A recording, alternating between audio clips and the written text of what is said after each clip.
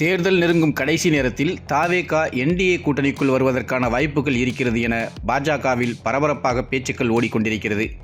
2026 தமிழ்நாடு சட்டமன்ற தேர்தலுக்கு முன் மத்திய உள்துறை அமைச்சர் அமித்ஷா ஏற்பாட்டில் பாஜகவின் திட்டங்களில் பல மாற்றங்கள் ஏற்பட்டுள்ளன.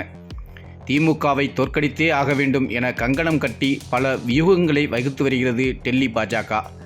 எப்படியாவது விஜயை கூட்டணிக்குள் கொண்டு வந்தே ஆக வேண்டும் என ஒற்றை காலில் நின்றது பாஜக.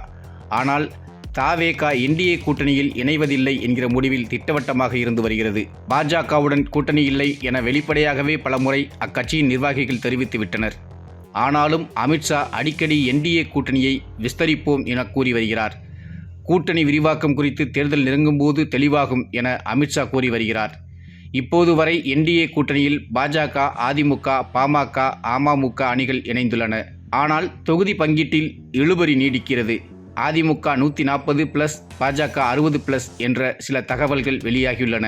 ஆனால் இது உறுதியாகவில்லை. விஜய் தரப்பு தனித்து போட்டியிடுவது என்பதில் உறுதியாக உள்ளது. அமித்ஷா அதிமுக தலைவர் எடப்பாடி பழனிசாமியை அடிக்கடி சந்தித்து தொகுதி பங்கீடு வியூகம் குறித்து பேசி வருகிறார். அமித்ஷாவின் மாஸ்டர் பிளான் என்பது அதிமுக தலைமையில் வலுவான திமுகவுக்கு எதிரான அணி உருவாக்குவதே.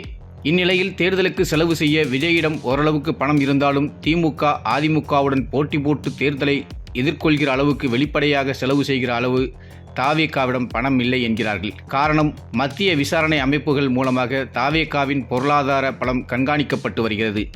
அத்துடன் விஜயின் மனைவி விவகாரத்து, சிபிஐ வழக்கு, ஜனநாயகன் பட ரிலீஸ் என விஜய் தன் அரசியல் பிரவேசத்தில் ரொம்பவே அப்செட் ஆகியுள்ளார். இதனை பயன்படுத்தி விஜய்க்கு கணிசமான தொகுதிகளை கொடுப்பதாகவும், அதிமுகவுக்கு இணையான கட்சியாக தாவேகாவை கூட்டணியில் இடம்பெறச் செய்கிறோம் எனவும் சில பேர் மூலமாக சொல்லி அனுப்பியிருக்கிறார் அமித்ஷா. விஜயிடமிருந்து சாதகமான பதில் வராத நிலையில் தேர்தல் நெருக்கத்தில் விஜய் மனசு மாறுவார் என நம்பியிருக்கிறார் அமித்ஷா. திமுக ஆட்சியை அகற்றுவதில் உறுதியாக இருக்கிற மோடியும் அமித்ஷாவும் எப்படியும் விஜயை கூட்டணிக்கு அழைத்து வந்து விடுவார்கள் என அன்புமணியும் டிடிவி தினகரனும் நம்புகிறார்கள். ஆனால் எடப்பாடி பழனிசாமிக்கு அந்த நம்பிக்கை இல்லை என்கிறார்கள்.